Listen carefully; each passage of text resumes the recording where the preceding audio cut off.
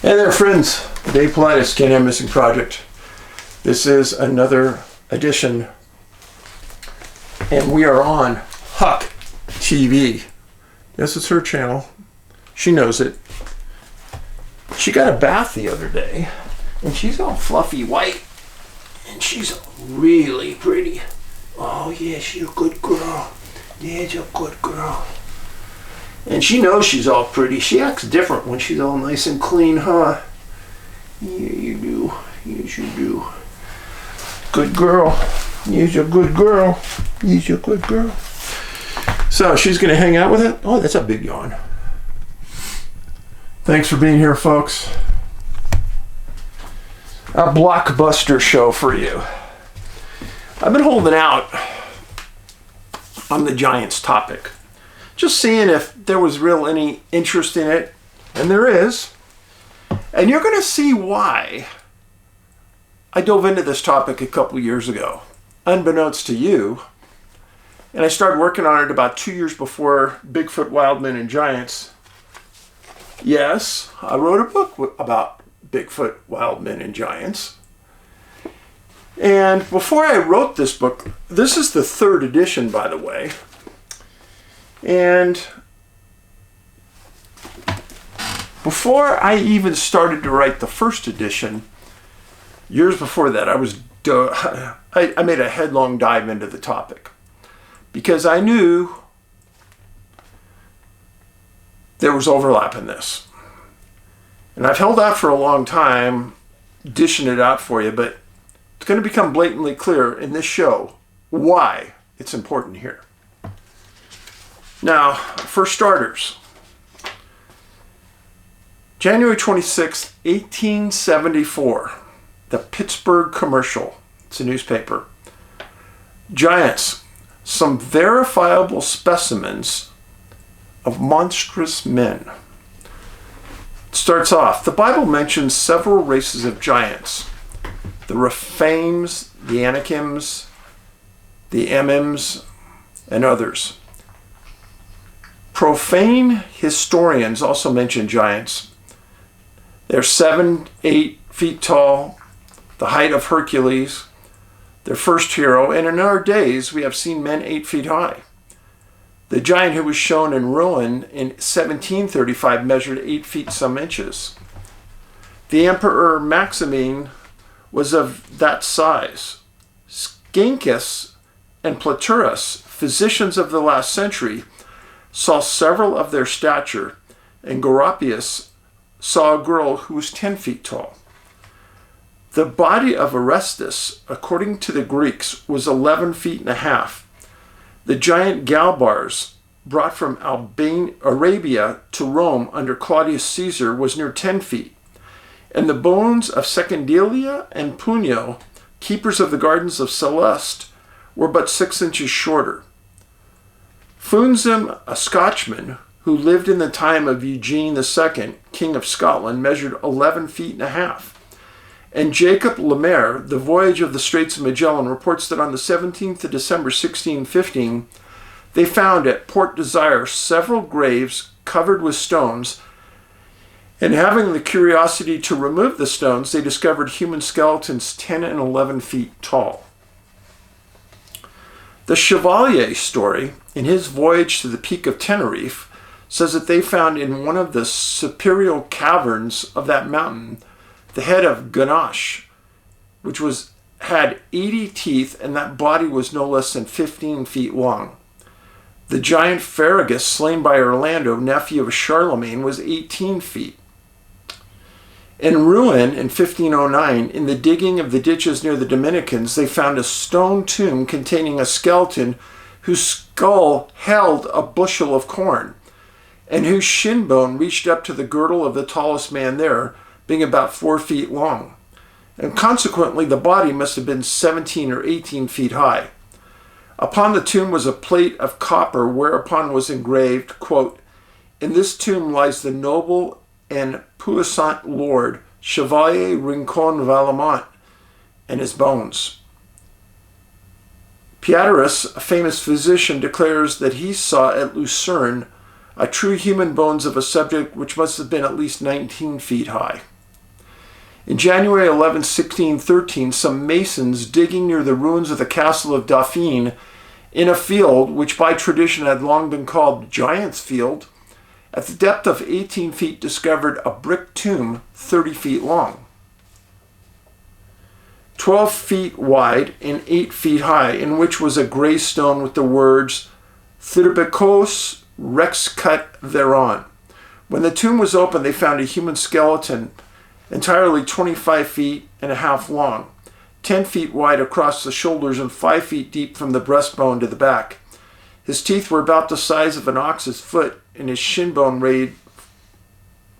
measured 4 feet. Now, why do I read you this? So understand, this was in 1874 that somebody did a history lesson for you. Now, there's a lot of people these days that are saying, oh, you know, these stories have been debunked and they're not really true. And really? Everyone's been debunked. Now, here's something very important for you to remember. The height of men today was not the height of men 100 years ago, and was not the height of men 100 years before that. It's only because of an enriched diet of vitamins and minerals has man grown. We were much shorter 200 years ago, let alone 1,000 years ago. We didn't eat nutritiously. We didn't grow large. Question. There's people out there who have read a lot about missing 411. Well, which location has the most missing people in the world? I see the hand in the back. Yes? Oh, Yosemite. That's right. Yosemite National Park. Well, off of the Yosemite National Park website is this. This is the headlines. This comes right off their website. I'm not making it up. It said, during my first month at the park, I was tasked with inventorying an old filing cabinet at the Yosemite Museum. Most of the paperwork was general correspondence, budget sheets, or daily reports. After some time, I stumbled upon a folder entitled The Yosemite Mummy. I struck gold. Inside the folder was an old newspaper clipping showing an average-sized man standing next to a giant or giantess mummy. Otherwise known as the Martindale mummies, this mother and child duo was discovered in 1855 in a closed-off cave in Yosemite Valley. This is on the Yosemite National Park website. The mummy stands nearly 7 feet tall. Her origin is a mystery. The Wayanichi, reportedly had a legend of a giant enemies that once roamed their land. Could this giantess be one of them? Or was she just a hoax played by the miners who discovered her? Except it was a real body, folks. The picture that they were talking about right there is right here. And it was all over the news in 1880 to 1899. I'll give you a little closer look. This is the body and the mummy and the baby.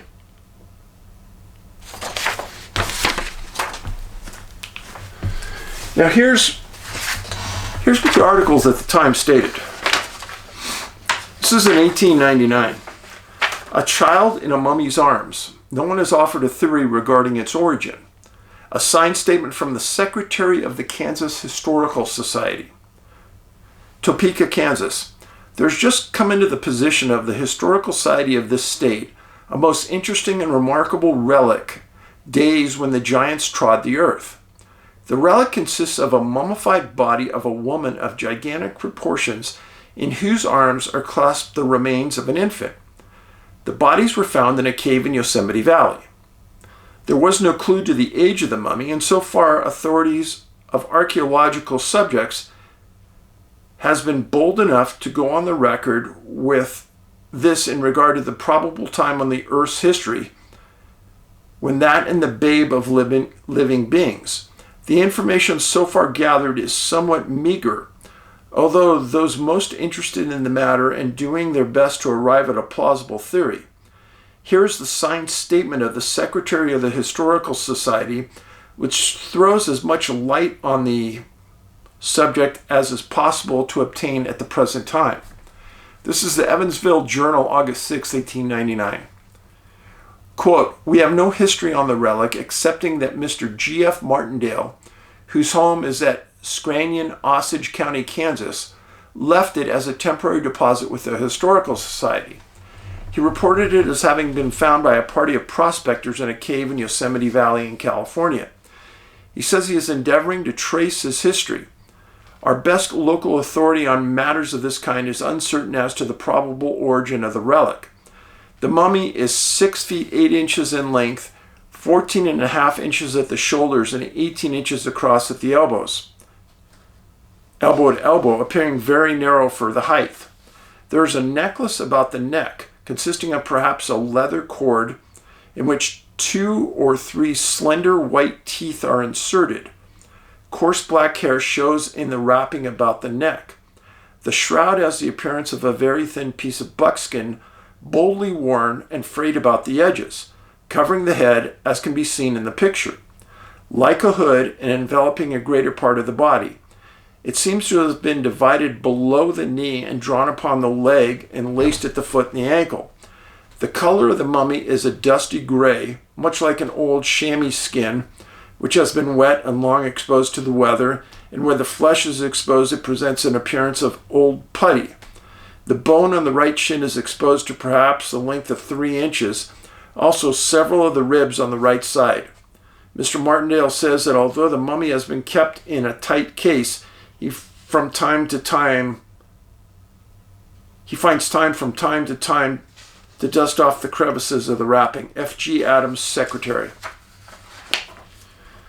Another article, "When the World Was Young," about the same issue.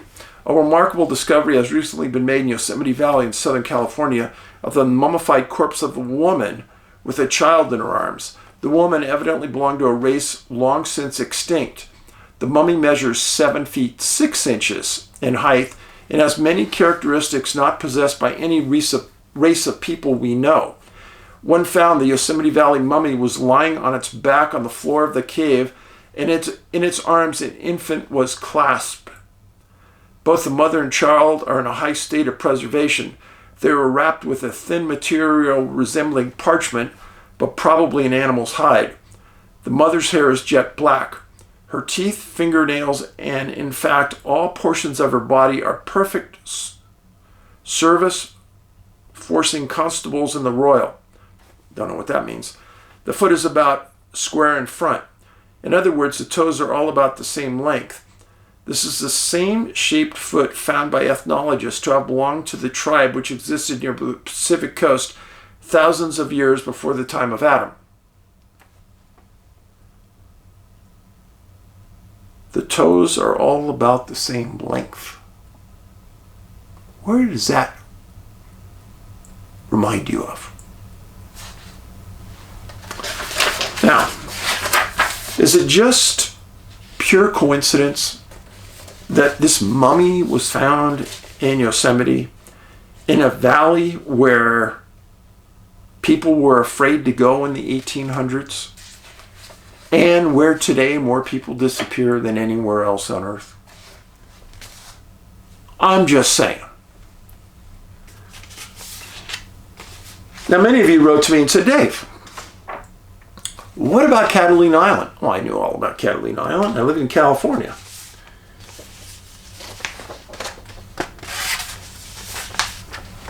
So, we're going to start off with this. The mysterious children's graves on Catalina Island. Were 64 little tots killed 3,000 years ago to be buried around the funeral urn of a child princess? And why was a man nearly 8 feet tall interred with the children? A fragment of history of the lost white Indians of the island. In a circle surrounding the urn were interred the bodies of 64 little children in tiers 4 foot deep with small heads interlaced. About 5 feet below the children, a man named Ralph Glidden. Glidden grew up on the island, Catalina, which is just off LA. He grew up on the island and kind of became a self-taught archaeologist. Glidden discovered the skeleton of a gigantic man, 7 feet 8 inches, from the top of the skull to the ankle bone. A spear blade was embedded in the rib on the left side. The sand within the funeral urn had the appearance of ground crystal, apparently, according to Glidden, a sacred sand that was used in the burial royalties. It differed from the sand of the burial plot without, and which covered the 64 small skeletons encircling the urn. Around the shoulders of the child within the urn, whom the Creator estimates to have been 5 or 6 years old, hung a necklace several yards long made of minute carved stone beads. At the bottom of the urn, Glidden found a jasper spear blade.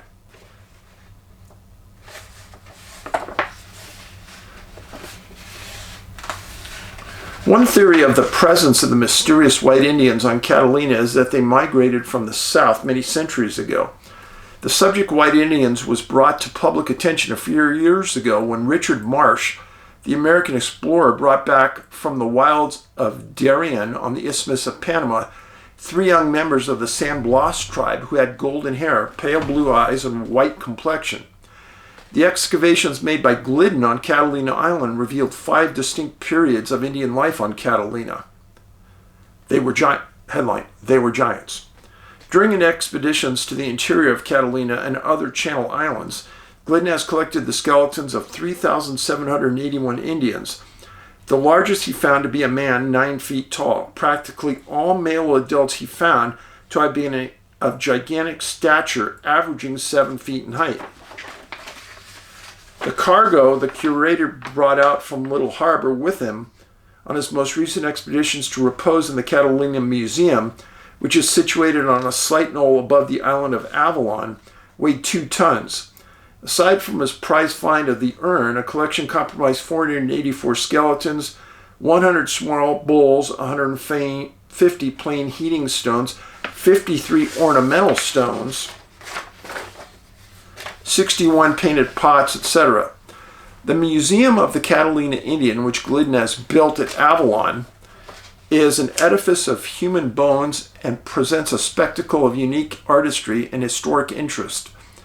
The bones of 2,000 white Indians form the decoration motif at the museum chapel, which is a replica of the Chapel of Bones of Hal Farlene in Valletta, Malta. Hold your taters, folks. Did you hear that? Now, the first segment I did about giants dealt with Malta.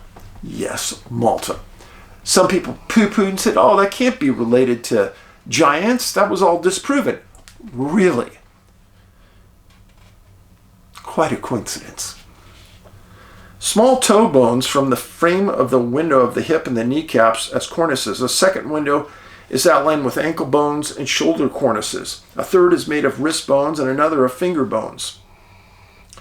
But Glidden's proudest possession of Indian relics is a long glass box containing 4,083 Indian teeth, enough to fully equip 127 men with full set of teeth, with enough over the repairs, and every tooth on the lot is perfect, without a single cavity or blemish.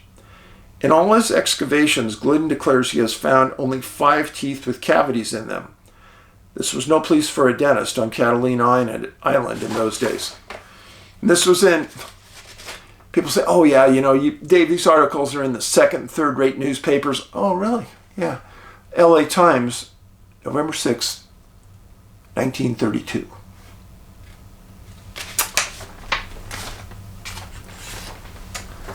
Again, skull of 8-foot Indian unearthed after having been buried 600 years. Dr. Ferdinand and the Skull of the Aboriginal. This is the picture of what I'm going to talk to you about in just a second.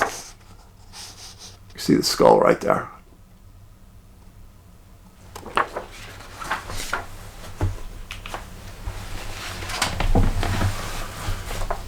This is in the Omaha Daily News. For 6 centuries, Indian Sphinx sat buried in the sand on the shores of Catalina Island, off the coast of California. He gazed toward the ocean and guarded the secret of a vanished race. The mysterious figure has been brought to light of day by Dr. A.W. Ferdinand, world wanderer and noted naturalist, and his secret is now revealed. September 21st, 1913. He was the perfect American, says the scientist, and he was probably a lost race. The doctor's Denver laboratory and museum, filled with strange specimens of animal life and relics of antique man, when far in distance are the material remains which the doctor reads the old Indian's history and tells what manner the life he lived and how puny and decadent we modern Americans are in comparison. Since leaving Berlin University, the doctor has spent most of his time delving into a pick and shovel. During a visit to California, an old Mexican Indian told him a tradition of an ancient and noble tribe that dealt on Catalina Island. Long before the white man came, a tribe that vanished, leaving no trace. The scientist decided that some trace of them must exist, and he went to the island and started digging in Avalon Bay. Black, hard sand showed signs of burning. Delving into it, he found what was the site of an ancient sacred life, kept alive today and night, year after year, perhaps by a race that worshipped there and used to, for a pyre, to burn its honored dead. His pick struck a human skull with a strange conical shell resting on it. He dug around and unearthed the skeleton of a giant crouching with his treasures in his lap. There were arrow and spearheads, curious wampum made of carved fish vertebrae, rude knives and needles, mortars, pestles, and carved shells, different from ordinary Indian relics, and a strange flat stone bearing unknown symbols that may have been a calendar. As the air touched the long-buried bones, most of them crumbled to dust. There remained the skull, jawbone, teeth, and bones of 1 foot, pivoting the size and strength of the man. The headline, Peaceful Race of Giants. And this is the story as the doctor interprets it. Quote, I was a chief of our island tribe. We were 8 feet tall and very strong, but lived in peace, caring not for conquest. Our senses were keen, our nerves were steady, our food was fish and the fruit, grain, and roots that nature gave. Therefore, we foiled little. We were perfectly fitted for our environment. Disease was almost unknown. I lived over 100 years. You see how my teeth, still sound, slowly were ground down to the bone. Old age came easily with little pain, and death was a kindly friend. But a fierce, bloody race came and destroyed us, end of quotes. That's what the doctor interpreted. Such was the prehistoric American race, says the doctor. And we are decadent. Our eyes and ears are dull. Our teeth decay and our jaws weaken and recede. Our chests narrow. Our stature dwindles. Colds, headaches, rheumatic pains, all well. The pressure and complexity of life wreck our nerves and fill our sanitariums. Canned food and much clothing make us frail. After a fitful, disconnected life, disease drives us to a painful and premature death. We do not fit our environment. Quote, if we could only get back to nature like the old Indian. It's quite a story. Quite a story.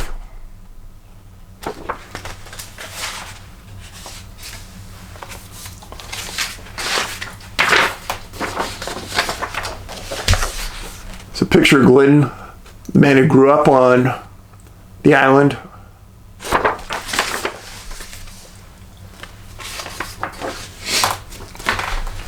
So, Here's Catalina right here. You can take boats there. You can fly by a helicopter there, but it's kind of fun to take a boat from the mainland. Avalon is a cool city. You should go there sometime and visit. This is Santa Rosa Island. Also has markedly more information about people that lived on it. These are the Channel Islands off Southern Cal.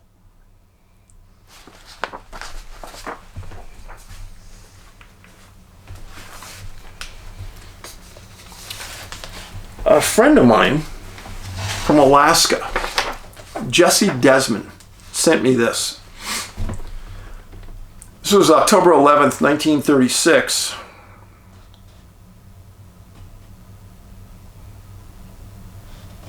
It says, America's brainiest man discovered by science. He lived and died 100 years ago, and the immense skull now has come to light through archaeological digging in Alaska. Dr. Ailes Ridlix of the Smithsonian Institute, oh, there they are again,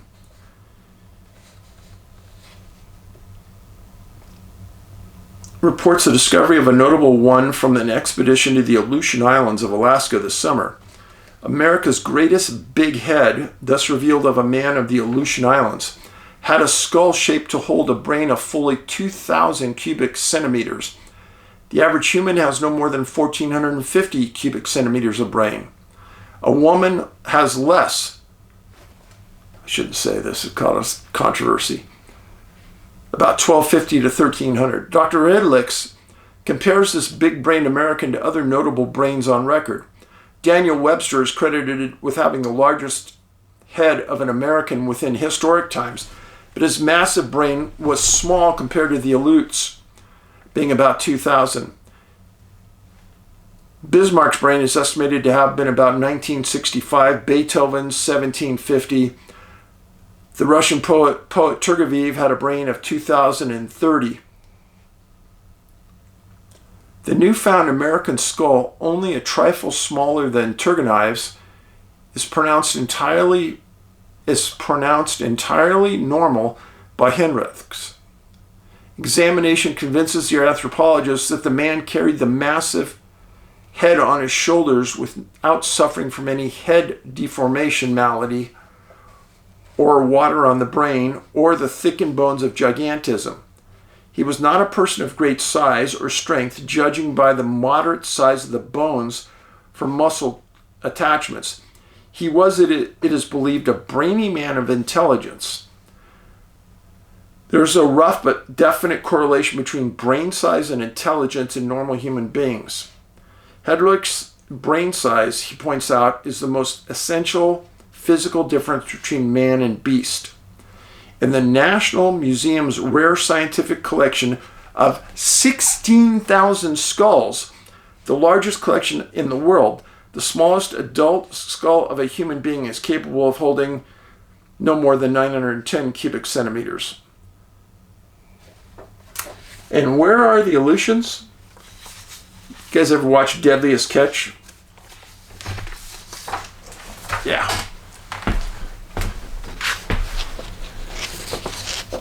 So these are the Aleutian Islands. And this is the Bering Sea, where Deadliest Catch is filmed. The Bering Sea, Aleutians,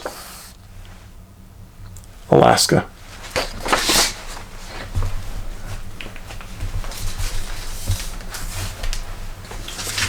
And then another one that Jesse sent me. This is a good one.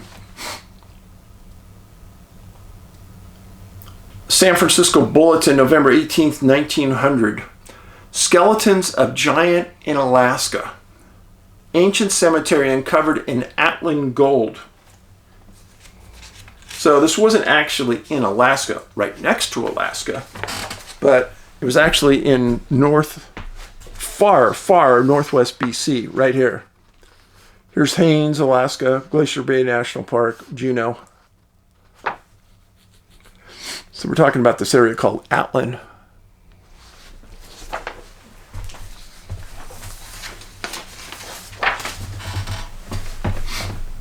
James L. Parkinson, an American miner of Atlin, arrived here today with news of finding a number of skeletons in an ancient Indian cemetery in the north, which is of startling scientific interest. Parkinson is one of the owners of the Yellow Jacket, a rich claim which is supposed to be the fountainhead of Pine, the principal creek in the Outland District. 2 weeks ago, the first excavations were being made for a new tunnel on the property, and what appears to have been an old Indian burial ground was opened up. 5 skeletons, nearly complete, were exhumed. In each is a set of bones that belonged to a giant of prehistoric times. One of the skeletons measures over 7 feet in length, so that the man must have been considerably over that height. Then there are 2 others of within an inch of 7 feet, and the remaining 2 were more than 6 feet in length, and the men were of gigantic frame. That gigantic frame makes me think. The altitude is high, and the ground was half frozen, so that the bones were preserved almost intact. Parkinson says he expects if they are kept on digging, they would have found many more, as those were lying comparatively close together.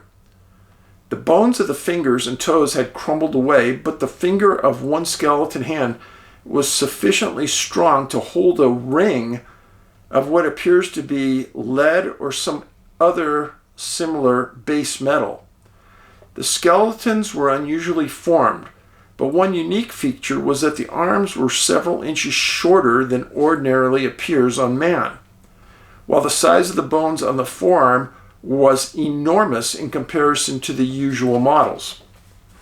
Besides, 2 of the skeletons were spears rudely shaped with a soft metal and pointed with sharp stones. The spears were only about 3 feet long and 5 inches thick at the top, tapering at the lower end. The top contained a socket into which a wooden shaft was probably placed in order to wield a big piece of metal. Other pieces of stone and carved metal were found. The general physical appearance of the skeletons, according to the cursory exam of the miners, was similar to that of the Indians of the present day.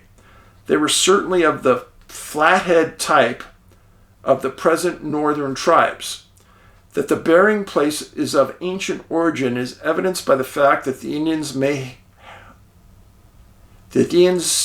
say none of the tribesmen have lived within 50 miles of this place as far back as stories have been handed down. There are several mounds, presumably made by the Indians, in the vicinity of the new mine tunnel now being tended. Now this was November 17th, 1900 on the San Francisco Call Bulletin, and they were referencing mounds back then. Now Dave, why is that important? A friend of mine named Tom Powell has written some books about the mounds and how this all is together. It all relates to each other. He lays it out so well that someone with very little education will get it. Tom, T-H-O-M, Powell, P-O-W-E-L-L. Now, I get to giant bones in Georgia. Scientists making excavations at the Etowah Mounds, we're talking mounds again, near Cartersville, Georgia, unearthed the skeleton of a man who was 7 feet 2 inches tall. They also discovered thin copper plates upon which ancient artists had attempted to depict history of the mound builders. Friends, to me this is fascinating because with these giant people are often found copper.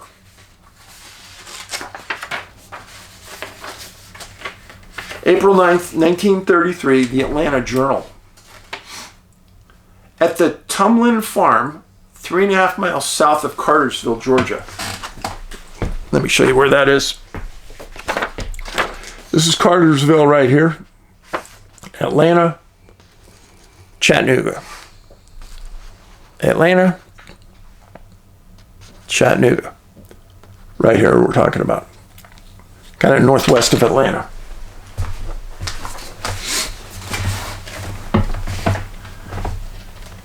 Are the Etowah Mounds listed as one of Georgia's 7 most historical spots. The mound builders are a people of mystery. They antedated the Indians and may have been Aztecs who made their way into Georgia from Mexico. The Aztecs.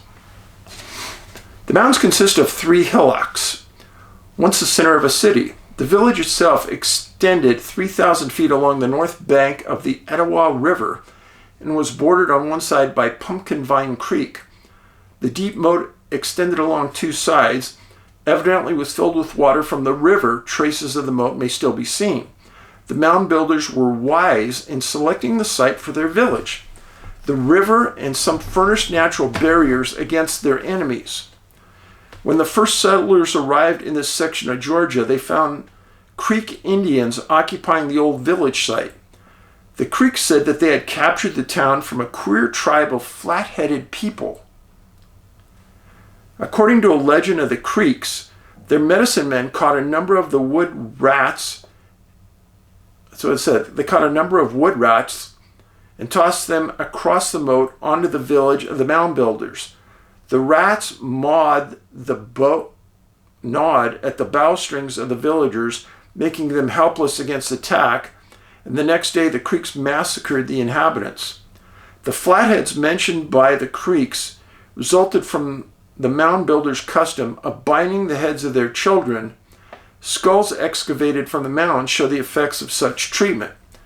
Records of De Soto's travel indicate that the expedition failed to reach the Etowah mounds, but according to one chronicler, the Spaniards did come upon another village of mound builders on the Savannah River, 2 days' journey from the sea. The second largest mound was occupied by a temple, for members of the tribe were devout sun worshippers. The bones of their thieves were kept for many years in the temple. In a niche of the wall above each casket was a stone effigy of the dead leader. De Soto was highly interested in the tombs of the mound builders, not from an archaeological standpoint, but because the bones of the rulers were wrapped in ropes of pearls.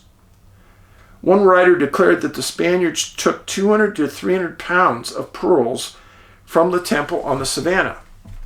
No definite information about Georgia's mound builders was available until scientists began delving in the Etowah mounds near Cartersville. The first of these excavations was made 50 years ago, and that was since 1933, under the direction of the Smithsonian. The first discovery was made of a large vault that had been honed by hand. In the vault was a skeleton of a giant 7 feet 2 inches tall. The man's hair was long and black and had reached to his waist. Covering his massive skull was an ornamented copper crown. Adjoining his arms and legs were countless bone and shell bracelets. So they guesstimate that whatever these were 1,000 years old. Now remember what I said. Going back 100 years, men were a lot shorter than they are today. Going back another 100 years, a lot shorter still. Going back 1,000 years, very short. 7 feet 2 would have been a giant. A little to one side were the bones of several small children. Their bodies had been wrapped in the matting of finely woven reeds and grasses, while beneath was a sheeting of animal skins. But these coverings had lain so long in a damp climate that they fell into dust when disturbed. The bones, like those of the giant, were decorated with bracelets and white bone beads. Several other expeditions made excavations into what is known as the Temple Mound at the Etowah Group, the last and most complete being headed by Dr. Warren K. Moorhead at the Phillips Academy, Andover, Massachusetts. At various times from 1925 to 28, Dr. Moorhead delved into the Temple Mound, removing in all more than 100 skeletons. Evidently, there had been no burials in the other 2 mounds. Now, what had been told to me is that several of these secondary locations, like Phillips Academy, would do the dirty work for the Smithsonian and then give the remains to the Smithsonian and get paid for it. The largest mound of the group, 71 feet high, measured 170 by 176 feet across the top. The Temple Mound excavations were made was considerably smaller. Each of these mounds was ascended by a ramp or long sloping roadway, that of the largest hillock going around two sides, similar to a modern graded road. The mounds evidently were constructed of red mud taken from the moat. This great ditch was about 15 foot deep. Dr. Moorhead's excavations indicated that the hillocks had been built apart at times, that the work extended over a long period. In the Temple Mound, before burned earth 5 feet down and another layer of hard dirt, evidently the spot where the fires had been built 8 feet lower. The position of the graves had been added to at various times, for skeletons were found at various depths, most of them being between 7 and 12 feet below the surface. Most of the mound graves were surrounded by slabs of hewn stone, and the earth had been hardened by building fires on the graves. Several graves constructed exactly like those encasing real skeletons contained only stone effigies. Those statues had been broken and then patched up, indicating that the mound builders gave their statues or idols an honorable funeral whenever an accident befell one. Practically all of the skeletons were joined with bone beads and small bracelets. Occasionally, strings of real pearls were discovered, but the holes in them were so crudely bored that the value was spoiled. Now remember, this was in northwest Georgia. Oh yes, quite away from the ocean. So where did those pearls come from? Here's where it gets more interesting. The most valuable finds were several thin copper plates, 10 to 12 inches long and almost as wide, on which ancient artists of the mound builders had attempted to picture events from the history of their race. Archaeologists believe that this copper came from the Tennessee mines. It was so rare that few places were made into ornaments or implements, most of it being turned over to artistic historians. This work was symbolic and may be translated in several ways. Several of these plates probably consisted of first efforts at motion pictures. In the first, an eagle was shown in a war dance. In the second, he was engaged in mortal combat. And in the third plate, the first eagle was dancing again, this time holding a stone axe in one hand and the head of a vanquished antagonist in the other. Dr. Moorhead declared that the work was so well done that the eagles could be recognized in each of the pictures.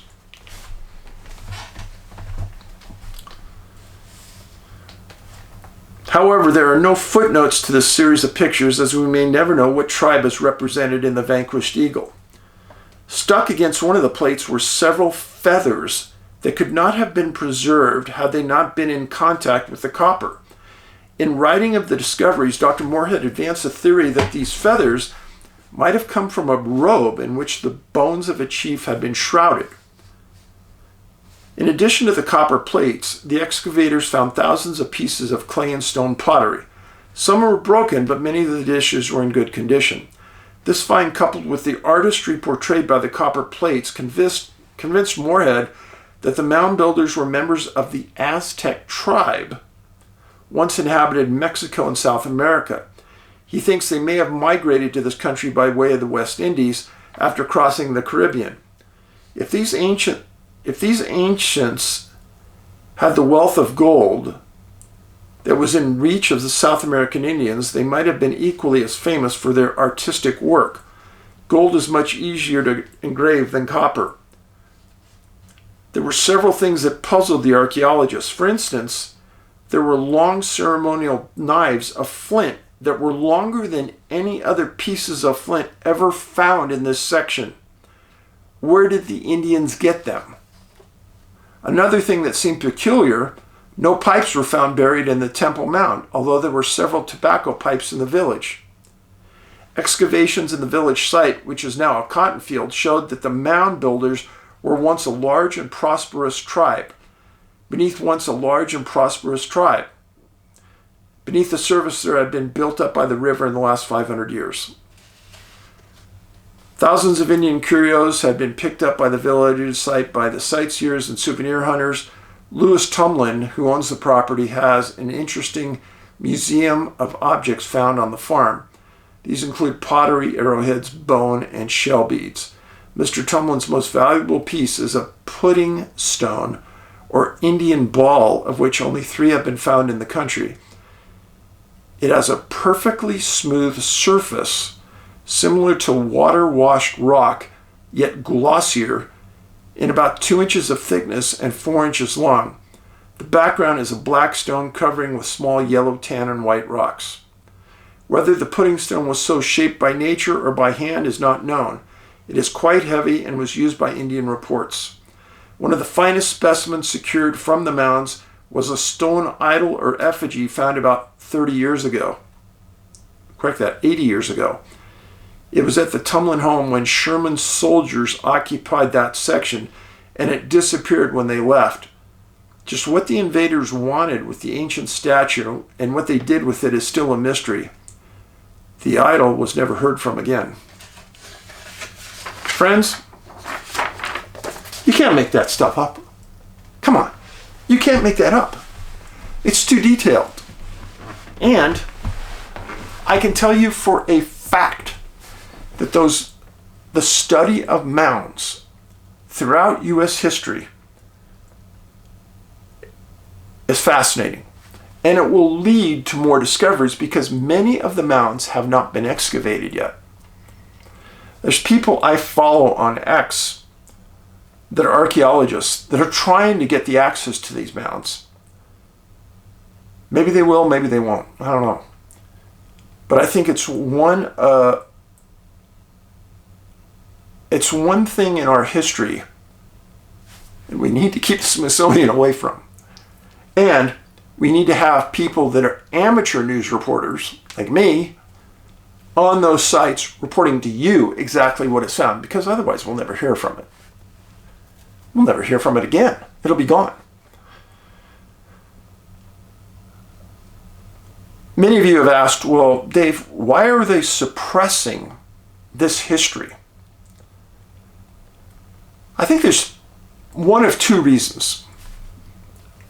Either they don't want our history to support what's in the Bible, or they want us to continue to believe the evolutionary route that we learn in school, and this disrupts that thinking. There may be others that you guys can tell me about, but I think those are probably the 2. Kindness. Thanks, Jesse Desmond, for forwarding that. That was very kind of you. And others of you have forwarded me things as well. I just haven't used them. I appreciate all of you very much. And hopefully, after this, you kind of see the intertwine of what we're doing here. The Yosemite giants, Yosemite mummies, National Park Service talked about it on their site. So some of you that are thinking, oh, this is all made up, hopefully I rocked your world a little bit. Be kind, be polite, polite us out.